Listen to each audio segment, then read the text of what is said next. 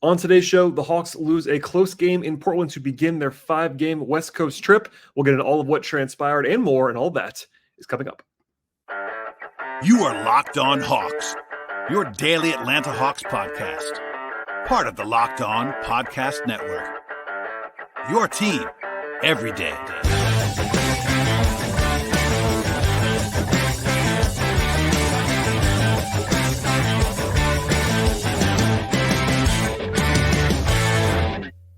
Hello, friends. Welcome to episode 1674 of the Locked On Hawks podcast. I'm your host, Brad Rowland, coming to you on a Wednesday evening, I guess. It really is Thursday morning as I'm recording this podcast now. And today's show is brought to you by the folks at PrizePicks, the easiest, most exciting way to play daily fantasy sports. The place to go is prizepicks.com/LockedOnNBA and use code LockedOnNBA when you get there for a first-time deposit match up to $100.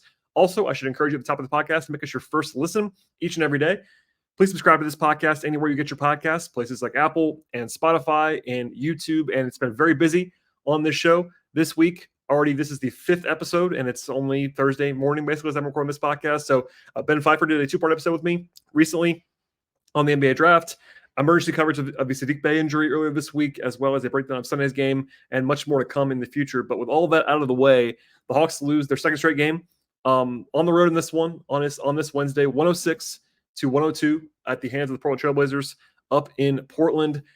This is the first game of a 5-game trip for the Hawks to the West Coast, and on paper, it was the easiest game that the Hawks will play. At least the worst, and we saw the worst opponent injury-wise that you would imagine on this trip. And I would say it was extremely similar in a lot of ways to what happened on Friday in Memphis.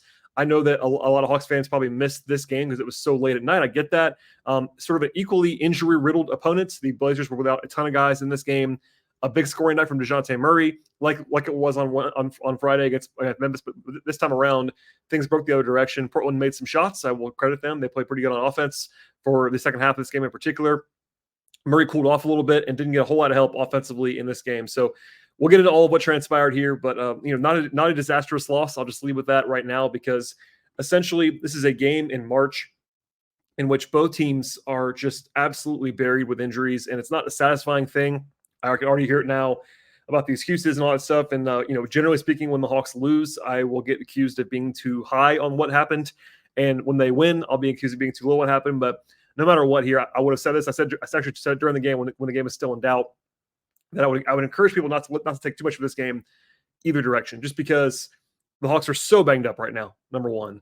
And also, first game of a long, 6-hour flight to Portland yesterday, all kinds of injuries and an ugly game to be sure. And that was another way it was similar to that game on Friday against Memphis when I talked about how ugly that game was. The Hawks won, so I got some pushback on that. But in a loss, I'd say the same thing. This was not a great basketball game. There were two teams here who, as constructed right now with the available talent, are not very good. And the offensive performances on both sides were not very impressive in this game. But anyway, the reason for that, one of the reasons for that, was the injury situation. So coming into the night, you already know, if you're a Hawks fan listening to this podcast, that the Hawks are without Trae Young, Onyeka Okongwu, Kobe Buffkin, plus Saddiq Bey, of course, out for the season, as we discussed earlier this week. Also, Seth Lundy and AJ Griffin are out in College Park. It's all kinds of injuries right now for the Hawks. Jalen Johnson was upgraded to doubtful for this game. He has been out for the last couple of games with the ankle injury. A small step forward, I will say, on the positive direction. Jalen's on the trip. He wasn't listed as out, so that's maybe he could return as soon as Friday. We'll see on that. But he wasn't available in this game. And then finally, Bogdanovic was on the injury report with illness, and he played in this game, was not his best, and you never know how much of that is attributable to him being sick, but certainly probably didn't help matters. So if you're scoring at home, that is the Hawks being without 4 of their top 7 or 8 guys coming into the season, including their best player, and then another guy, another one of their top 7 or 8 guys, and Bogey was not 100% in this game. Plus their first-round pick, backup point guard, Kobe Buffkin. That's a hard spot to be in no matter what against any opponent, and I'll say that first and foremost. Then on Portland's side, Jeremy Grant, who is arguably their best player, didn't play in this one. He was a late scratch. He was questionable coming in. Malcolm Brogdon was out. Shaedon Sharpe was out. Rob Williams was out. And Williams went out for a long time, but Grant, Brogdon, and Sharpe are 3 of Portland's top 5 players. So they weren't healthy either. In fact, as crazy as it all sounds, because what I just said about the Hawks being so injured, they were actually favored, according to our friends at FanDuel, by 4.5 points in this game on the road with all those injuries. And that kind of tells you, because Portland is 19-46 this year. That's a bad team on top of being injury riddled. So the Hawks aren't playing great basketball this year, but they are better than the Blazers by about 10 games in the standings. But all that said, it was supposed to be a close game. It wasn't a close game. It just didn't go the right direction.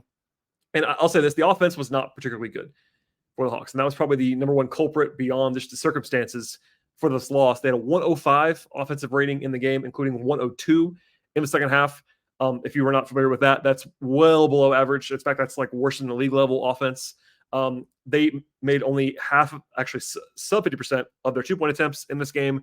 They shot the ball okay from three, 36% on decent volume, but not really doing anything inside the arc in this game. Only 19 assists is a very low number, and not a lot of ball movement, I thought, in this game. It's pretty stagnant offensively. Also had 15 turnovers, so what you don't want to have happen is 19 assists and 15 turnovers. And Portland's only strength, really, on paper, on defense, is creating turnovers. They're actually quite good at that. Matisse Thybulle is one of the best in the league at that. So that's some of this, I'll say that. But you don't want to do that anytime. And also they had 18 points off turnovers that those led to, so that's kind of damaging. And only 18 free throw attempts. So that's a bad number in any circumstances, but Portland was bottom 5 in the league coming in free throw prevention. And in general, the Hawks just put very little heat on the rim offensively the entire game. And that's a familiar story. You know, the two guys on this roster who I would say put the most heat on the rim are Trae Young and Jalen Johnson. And they're not available right now. So that's part of it for sure. But this is a team in Portland that's not very good defensively, and the Hawks were not able to get to the rim the entire game. Only 23% of their shots came at the rim. That is a 10th percentile number. So not enough at the rim, no free throw attempts, and even with decent three-point shooting, it wasn't quite enough. We'll come back to Dejounte later on. He obviously made everything in the first half. He was lights out. He cooled off considerably after halftime. I believe it was 5 of 16 from the floor in the second half. Still had 40 points, so like it's hard to quibble with that on some level. And it's hard for the Hawks to survive right now with Bogey and Hunter combining to shoot 7 of 27 from the field. That's two of their top 4 players right now with the way they are constructed alongside Dejounte and Clint.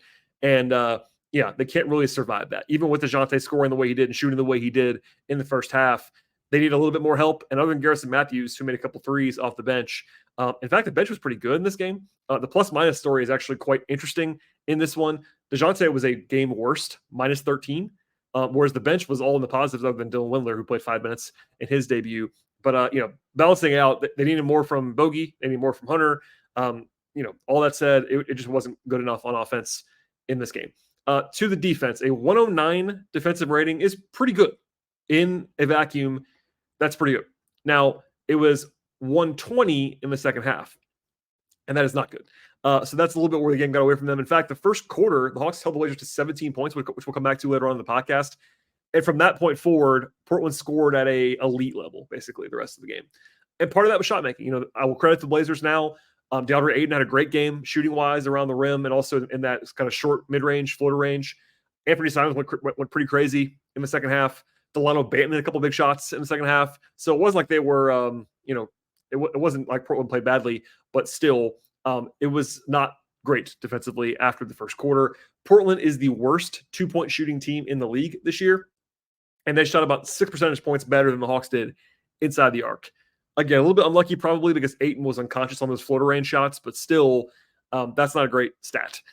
If you knew the Hawks would win the 3-point battle coming in, with the available personnel that the Hawks had and the Blazers had, I would have guessed that if the Hawks won the 3-point battle, they were going to win this game. And they did win the 3-point battle in this game by a little bit. They didn't dominate it, but still they won it and still lost because the 2-point battle did not go their direction. Neither did the free throw battle. Assists went in Portland's direction, et cetera, et cetera, et cetera.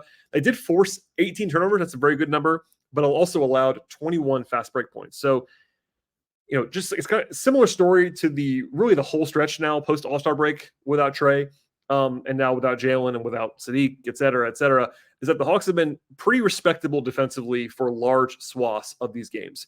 Tonight, it was a little bit wobbly, but even the whole number, if all you say is a 109 defensive rating, that's all you can really ask for, even against a bad team in Portland, is that the offense just is not good enough. And that is personnel based. It's not anybody's individual fault that that's happening. But if you take away not only Trae, but Jalen and Onyeka and now Sadiq, the personnel is just not very good on offense. It's the reality of the situation. That's why I'm saying not to overreact in any real direction on this, because the team the Hawks are playing right now, roster-wise, is not a team that would be competing for a playoff spot. It's just not. You could argue maybe they're not as bad as like the Pistons, but like this is a bad basketball team. The team that was available tonight, if you took these 10 guys only and played them for the whole season, you wouldn't win very many games. And that's where the Hawks are right now. I don't mean that in a negative way. It's just that's how most teams are. If you take away the best player and then another 3 or 4 of your top 7 or 8 guys, like you're gonna lose, and that's what happens a little bit here on this one. So we'll get into more of this game in a second when it comes to how the game unfolded throughout, including some back and forth in crunch time. But first, a word from our sponsors on the podcast today.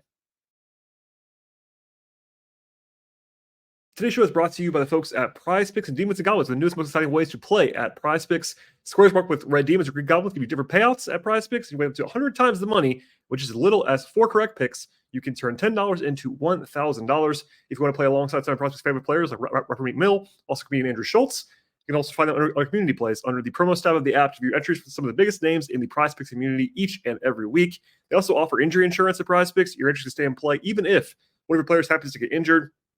It's really simple to play at Prize Picks as well. I can make a pick, and all of my picks, and spent my entries just at 60 seconds or less. They have quick withdrawals, easy gameplay, and an enormous selection of players and stat types that you can't find anywhere else. That's what makes Prize Picks the #1 daily fantasy sports app. I've been playing there for quite some time now. I really enjoy diving into all the numbers each day, especially on the NBA front as I cover the Hawks and beyond. And the place to go is prizepicks.com/LockedOnNBA and use promo code LockedOnNBA when you get there for a first-time deposit match up to $100. One more time, that is prizepicks.com/LockedOnNBA and use that promo code LockedOnNBA when you get there. Pick more, pick less. It's that easy with Prize Picks. All right, and to the first half of this game, Wes Matthews got the start in this one. His second of the season. He played in Portland for 5 years. I'm not sure that was why he started, but certainly probably didn't hurt things. Only reason, by the way, to keep Hunter out of the lineup would be to keep his minutes down. People ask that question a lot, both during and before the game. Hunter played 33 minutes. He could have started playing those minutes, but still, I think that's the only reason why to do that. He's obviously their best forward available is DeAndre Hunter, and they treated him that way as far as the way the game actually flowed. But they started Vit Krejci and Wes Matthews together. It was pretty ugly at the outset. It was 2-2 after about 3 minutes of action. The Hawks, though, did take the lead and actually controlled this game. So I kind of buried the lead a little bit. The Hawks are up by as many as 16 points in the first half, and they were not able to hold on to that lead in this one. But they had a 9-0 run mid-quarter. Dejounte had 7 points in a row at one point. Capella had 7 boards and 2 steals in the first 6 minutes. Portland did respond. Rotationally, it was kind of what you expect, although there was the debut of Dylan Windler, but it was basically a 9-man group for Atlanta, including Bruno, Hunter, Garrison Matthews, and Trent Forrest off the bench. Then Bogey was playing whenever Murray sat. By the way, I'll just say this now. Dejounte Murray played the entire second half of this game. You don't often see that. But the Hawks were obviously pressing the gas pedal. And for every time that someone asked me if the Hawks were tanking, I might just use this as an example. If the Hawks were tanking, they would not have played Dejounte Murray the entire second half of the game in March. The Hawks did score at the end of the first quarter, 6 points in a row, held Portland to 17 points in the first quarter. Obvious caveats there about Portland's available talent, but the Hawks were, even while not playing that well on offense as a team, they were up by 7, and again, up by as many as 16 points with a 15-0 overall run at the end of the first quarter and the beginning of the second quarter. Portland had 11 consecutive possessions where they didn't score, about 6 straight minutes without a bucket or of any kind for Portland. Bruno had a nice block at the rim. It was a combination of good defense, I want to credit the Hawks, and also some poor offense from Portland. But 15-0 run, up 16, and at that point, the Hawks are a pretty big favorite to win. Now, it's early in the game, but still, that's a pretty sizable margin against a pretty bad opponent. That's actually when Windler came in the game for the only time that he played, about 5 minutes or so. I'm not sure he was going to play. Maybe he would have, but the Hawks being up comfortably maybe led to that on some level. Portland, though, cut it down to 8 pretty quickly, and the Blazers could not make a jump shot to begin the game. Now, the rest of the game, they made a bunch of jump shots, but in the first, 20 minutes or so of this game, Portland was 1 of 15 on jump shots from 15 feet or longer. So basically, long 2s and 3s combined, they were 1 of 15, including 1 of 12 on 3s. From that point forward, they were 9 of 18 on 3s. So from like the last 2.5 quarters, they were really good from 3-point range, and that kind of swung things, at least partially, in their direction. And look, the reason why the Hawks were winning in the first quarter, really in the first half, basically there was 2 reasons. Number one is what I just said. Portland did not shoot the ball well at all in the first half. But Dejounte was just on fire. He really was. He started this game 10 of 13 from the field in the first half, and 9 of the 10 makes were jump shots. So you make 9 jumpers in a half. That is not something that usually happens to anyone. Usually, if you're going to score at that level, you're going to be getting to the rim a lot. No, he hit 9 jumpers in the first half. And, a lot of tough shots, but he's capable of making those shots. He had 24 points. Only guy on the Hawks roster with more than 6 points in the first half, and the Hawks were winning. But only up by 5, despite leading by 16 points, because Portland got it going a little bit at the end. They scored 30 points in the second quarter, and Portland, as I mentioned before, didn't score the first 3+ minutes of the quarter. So the rest of that quarter and into the third was pretty rough defensively. And the Blazers took the lead by the middle of the third quarter. So a 13-6 run by the Blazers. The one stretch was this is kind of the Delano Banton stretch for Portland. And then Anthony Simons got hot from there. It's a little bit stable by the Hawks in the middle of the quarter, but then there was an 11-0 run by Portland to go up by 9 points. Murray, after being red hot in that first half, bogged down. I think he missed 6 of his first 7 shots in the third quarter and was trying to do a little bit too much, I thought, offensively as a scorer. And then I will say the Hawks got hot from 3 from there. They actually made 4 consecutive threes in the third quarter, when nothing else was really going on. 2 from Garrison Matthews, one from Krejci, 1 from Hunter, but they couldn't really stop the Blazers during that run either. So the impact was kind of lessened about those 3-point shots. Here's a crazy stat for you. The Hawks hit 6 threes in the third quarter, which is that's a ton. Sometimes you'll see a team make 7 or 8 in a quarter, but 6 is a lot of threes in a quarter. And the Hawks did that in the third and lost the quarter by 12 points. Not by 2 points, by 12 points. The combination of those two things shouldn't happen, but they happened because Portland was making shots, and the Hawks were only 2 of 8 on 2s in the third quarter with 5 turnovers. So shot 1 from 3, that was kind of all they did well in the third quarter. There was a nice gift by the Blazers giving Murray 3-shot foul at the beginning of the fourth quarter, get him going a little bit again because he had been struggling so badly, and he played better in the fourth quarter for sure. It was back and forth. Garrison drew a couple charges. That was good to see. They had a nice cut and finish from Hunter in the half court. They went into a mid-court timeout down by 5 points. There was a big swing in the middle of the quarter when Dejounte was fouled on a 3. Would have been 3 shots, but Portland challenged it. They won it, and it became an offensive foul, which swung things back in Portland's direction. Dejounte did hit a 3 on the next possession, so that kind of mitigated the damage a little bit. And again, he played the entire second half. But neither team kind of scored in the fourth quarter for a while. It felt like it was 95-92 Portland for a long time in the fourth quarter. But with 3 minutes to go, I'll say this. The Blazers made a bunch of young, inexperienced mistakes. And the Hawks didn't quite take advantage of them, but they certainly had some more opportunities than they maybe should have.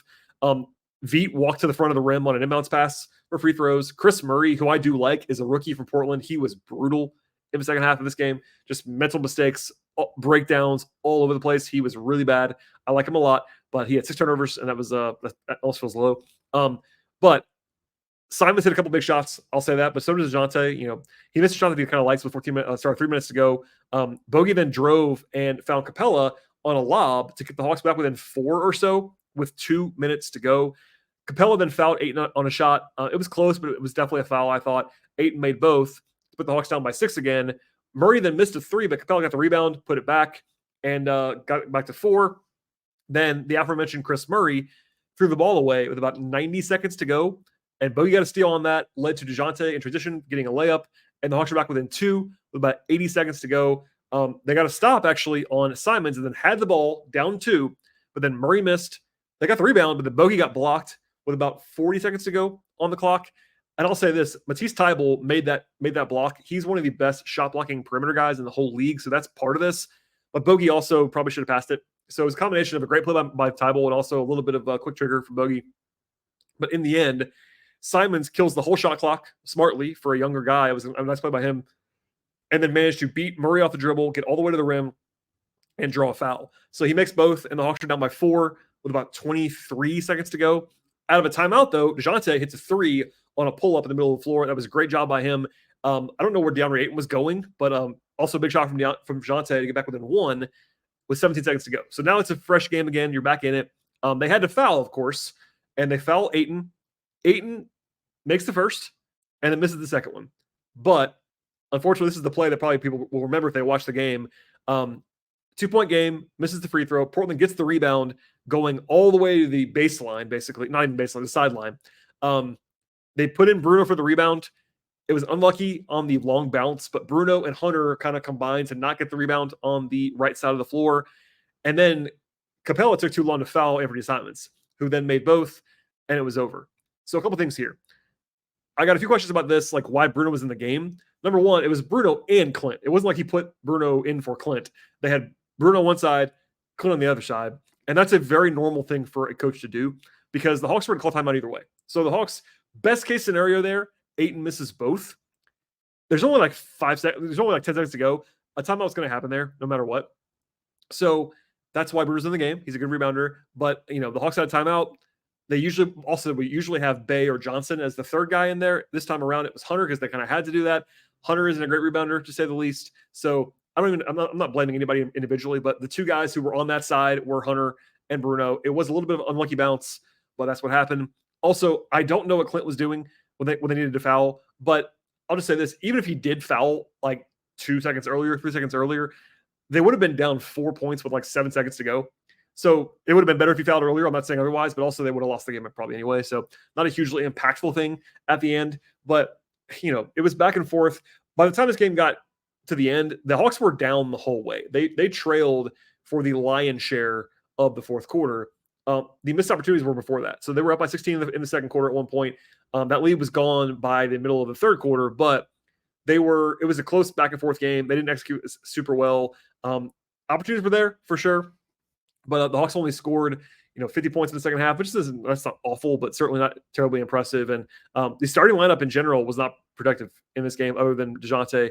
And even then, the Hawks lost those minutes. So we'll leave it there for now. We'll talk about the individual player stuff in a second. But one more time, I would just stress, this is not a game to panic over. It's a frustrating game if you stayed up late to watch it. I totally understand that. But this is kind of the zombie Hawks against the zombie Blazers. And, it's March. What do you want to do? Okay, more to come in a second. But first, a word from our partners on today's podcast.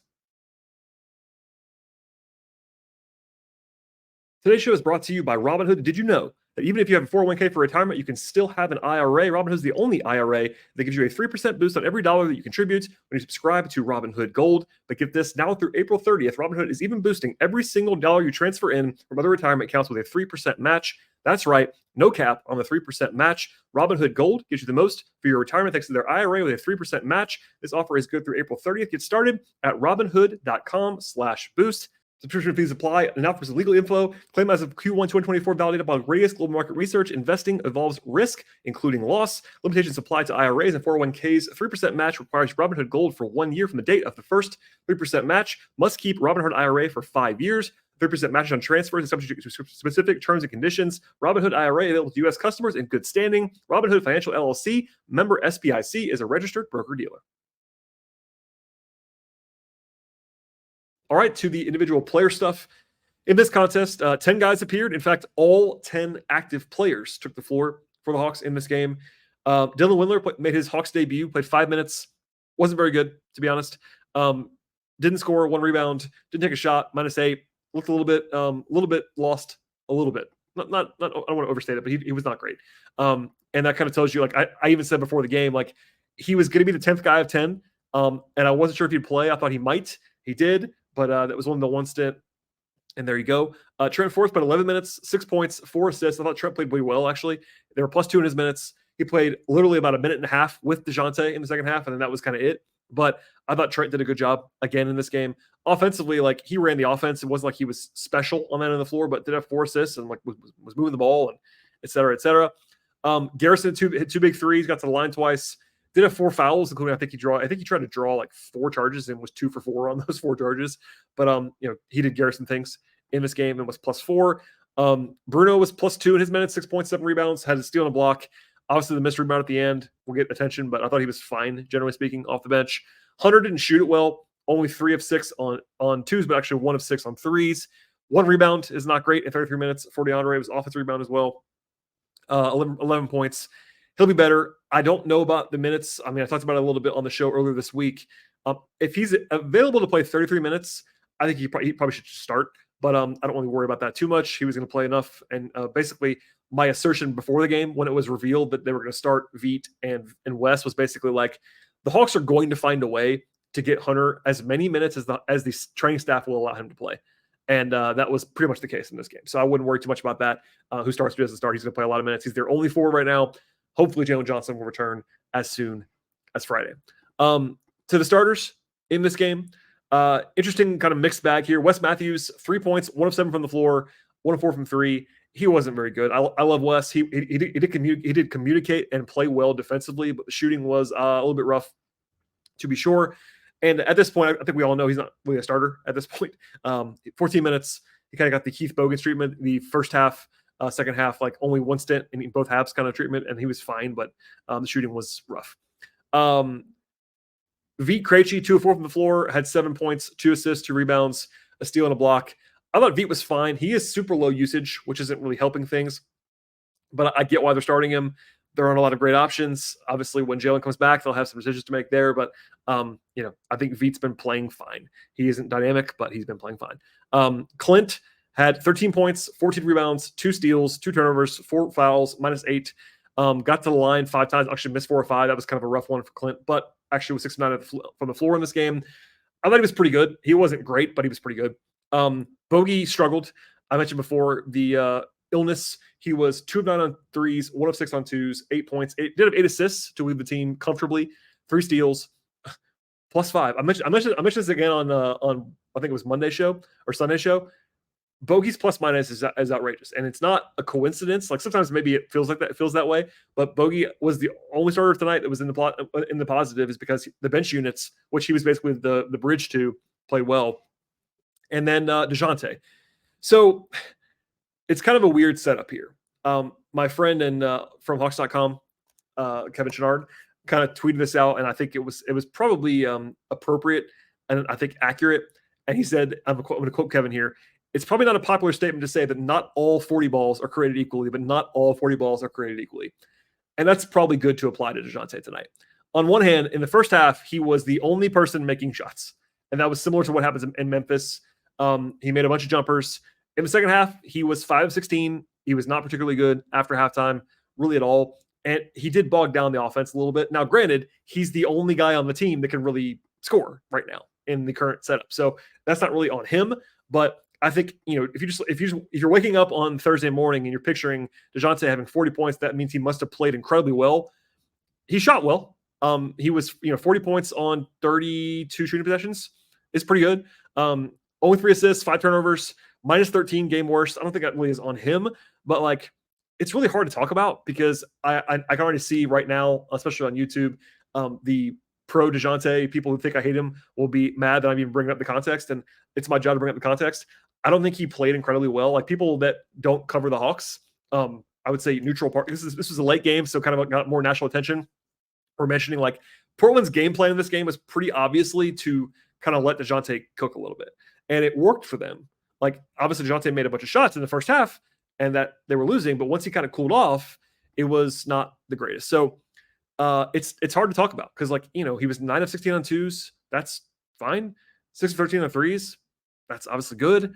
But it was everything else. So I don't really know what to say about it. It was an interesting performance. He was the only guy that scored more than 13 points for the Hawks. So I understand for a lot of people that'll be all that really is said, and I totally get it. It wasn't like he played poorly, but it was just an interesting game. It was very much like the Memphis game, except for in this game, he cooled off. In Memphis game, he really didn't cool off the whole game. He still had 40 points. And by the way, the last 3 games against Portland, he just owns Portland. He had 40 against them last year and 41 against them last year in 2 games. So 3 straight 40-point games for Murray against Portland. And I think he's only had 5 40-point games in his career, or 6. He's not had that many 40-point games, and 3 of them are against Portland. So I don't know what to make of that. But in the end, he wasn't really the problem, but it was nobody else really helped him. Again, I said the number earlier, but I'll say it again. Bogey and Hunter, 7 of 27 from the field and 315 from 3. The current Hawks can't really withstand that. So process-wise, it wasn't the greatest all the way across the board for the Hawks. The shot quality was not my favorite, but that's just kind of the way they have to play right now. They're going to play with this personnel, and they have been this entire stretch. They're going to play these lower scoring, uglier games, and they'll win some of them and they'll lose some of them, and that's kind of the way they have to play. Also, this is more of a sidebar, but the entire league right now is in this scoring environment that's way, way, way, way down from previous. There have been games like in the 70s and 80s in recent days, which is absolutely wild. So the Hawks are kind of with that trend, with the way they've been playing recently. But yeah, I'll leave it there for now. But this is a game where I just wouldn't necessarily overreact to it in any direction on any player, on any lineup. They're super banged up right now, and it's not negative to say that this group, as it is constructed, just isn't very good. But it's the reality. Like if Jalen's not back and they have the same exact team on Friday in Utah, the Jazz are not anything special by any means. But Utah this year is 19-13 at home, and the Hawks are going to be underdogs in that game if Jalen doesn't play. That's just the reality. Now, can they win it? Sure they can. But that's just it's an interesting challenge. By the way, that is their next game. Jazz are not good again overall. They lost to the Hawks a couple weeks ago at home. Sorry, at home in Atlanta. But they've been quite good at home historically. That's a tough place to play. On the other hand, the Hawks did just beat them, so we'll see how that game goes. But the biggest thing right now is Jalen's availability, because everybody else we kind of know what's going on with, at least right now. Trey and Onyeka are not going to play on this trip. Kobe is still in the walking boot. So it's really just keeping all eyes on Jalen. He by the way, Jalen's very good. He isn't going to be the elixir for everything. So once he comes back, especially the first couple of games, maybe he's not 100% on the ankle, he helps a ton. But he isn't going to suddenly turn them into a title contender overall with the current roster setups they have. So I don't mean to be grim, but that's kind of the way things are right now. And it's very, very late. It is 1-30 something in the morning as I'm recording this podcast. So forgive me for any rants that I might have done on this show, but hopefully that gives you a good picture. If you missed this game, I'll be covering all of the West Coast games. There's 5 in a row here that all start at 9:30 p.m. Eastern time or later. And I know that some fans just can't do that, and I don't blame you at all. Early mornings are also something I have to do in my day job, so I don't blame you. But if you are missing anything, a great place to catch up is on this podcast. So tell a friend about the show and all that fun stuff. Please subscribe, rate, review, Apple Podcasts, Spotify, YouTube, Pocket Casts, Amazon Music, all those places you can find the podcast. Also follow us on Twitter at Locked On Hawks. Follow me there as well at BT Rowland. I write about the Hawks on a regular basis at patreon.com/BT Rowland as well. Thanks for listening, everybody. Hopefully there'll be better times in the future for the Hawks, and hopefully healthier times more than anything else to improve the entertainment aspect, the aesthetic aspect, because it's obviously a little bit gross right now. But in the end, a 106-102 loss and a full breakdown on this show. Thanks for listening, everybody, and we'll see you all next time.